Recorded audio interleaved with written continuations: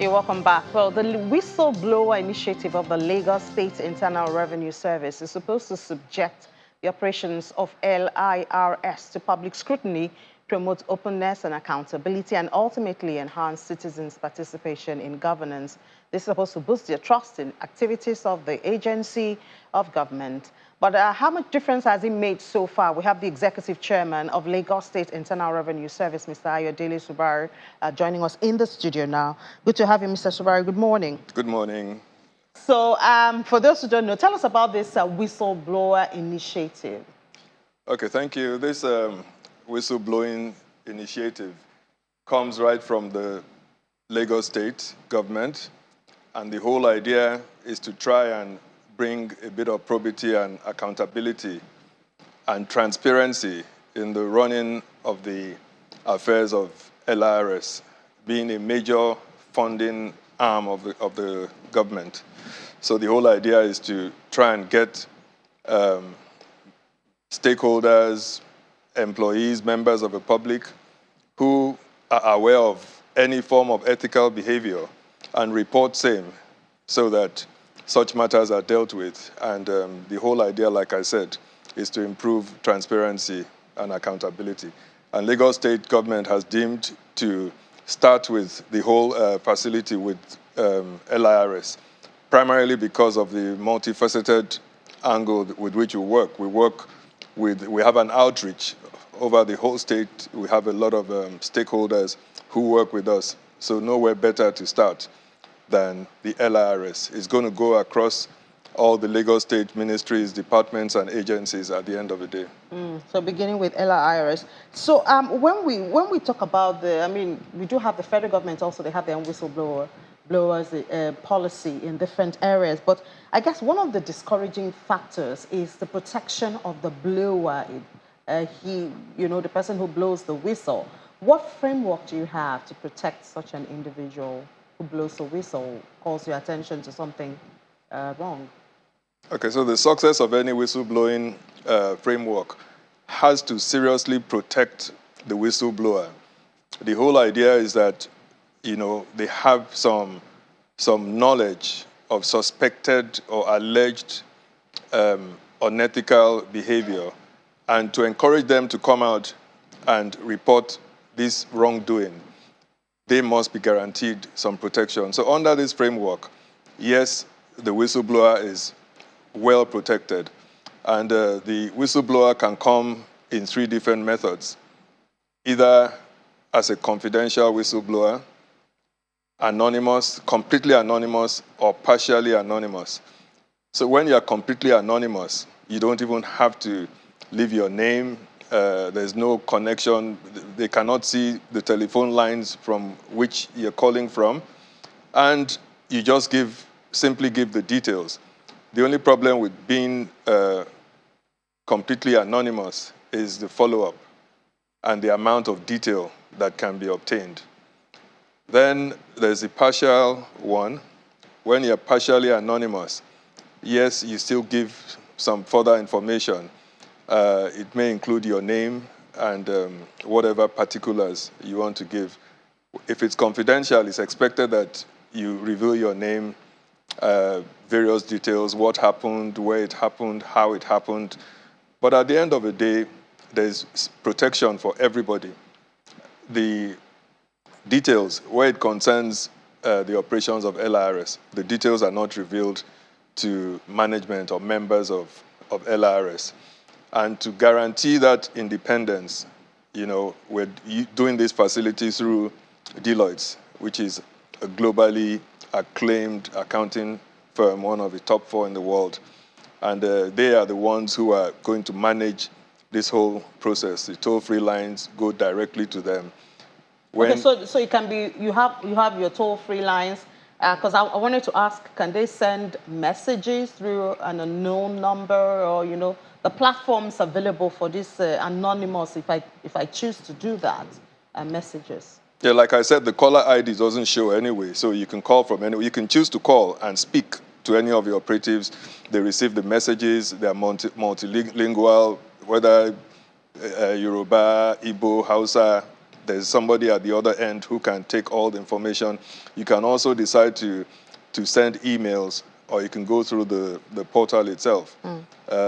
Either way, it's your choice, whichever one is convenient for you.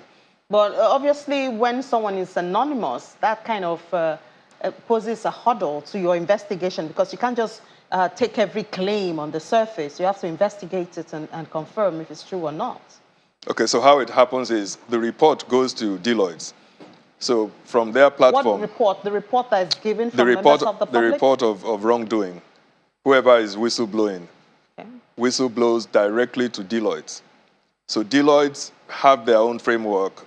They take the information, they do a preliminary investigation to find out whether it's a genuine claim or not. When I say genuine, to ensure that it's not a frivolous or malicious call. So they do their initial findings, after which they escalate the issues through a different framework. Some could come directly to management of LIRS, and that is done under strict confidentiality. The details, they will not even release the details of the whistleblower when they do that. They just want us to go through operations to see if that thing happened or not. Other matters could be escalated, especially through the Ministry of Finance, which has an oversight on this facility. Some will probably even just go directly to the governor. Depends on depends on who the whistle is being blown upon. Okay, again. Yes. Okay, so if it's somebody at the top management, then you might need to go. It won't come to management. So is there a system that streamlines it to who it goes to? Yes. Or everything goes to Deloitte, and then Deloitte will now choose who to share it with? The portal is run and managed independently by Deloitte. So all the whistleblowing matters go directly to Deloitte. So they then sift through and then decide through the established channels and framework where it will be escalated to. So who can be a whistleblower? Anybody? Anybody can be a whistleblower. It could be a member. Is it anybody who pays tax, or just anybody? It could be employees of LIRS. It could be other stakeholders. It could be taxpayers. And it could be general members of the public, because there are all sorts of issues that can be escalated. It's not just wrongdoing of LIRS staff. It can also be the wrongdoing of employers of labor under remittances, not filing returns, and so on and so forth. It could be on money laundering. So it's a whole array. Any type of perceived wrongdoing, financial crimes, will qualify. Any compensation, encouragement, incentive for whistleblowers? Well, one of the ideals of whistleblowing really is to make sure that there's no personal gain to the whistleblower. Otherwise, it might encourage some unethical behavior even on the side of the whistleblower. So for now, for this framework, there is no established incentive. And even if we go by corporate governance standards, 2018, federal government established the corporate governance standards here. It doesn't speak of incentives. And there might be a consideration for incentives in future, but presently, there are no incentives. Yeah, because if there are incentives, then people may just be tempted to just blow any whistle, even when it's not necessary, just to, go for the remuneration. That's right. So we want to make sure that, the matters that come in are actually genuine, matters, unethical behavior, no matter how small or big, how serious it is, as long as it's unethical behavior, it needs to be reported. We want to encourage that so that we can improve on the transparency with which we work. The LIRS works with very, very stringent code of ethics, and we expect all members of staff to be above board at all times. We also expect, it takes two to tango, we also expect that members of the public, including employers of labor, are also, also maintain high standards at all times. You didn't mention that your employees of LIRS can participate in the whistleblowing. Okay, so maybe in their course of work, they notice some discrepancy, then that's, or what kind of cases do you think they can bring up?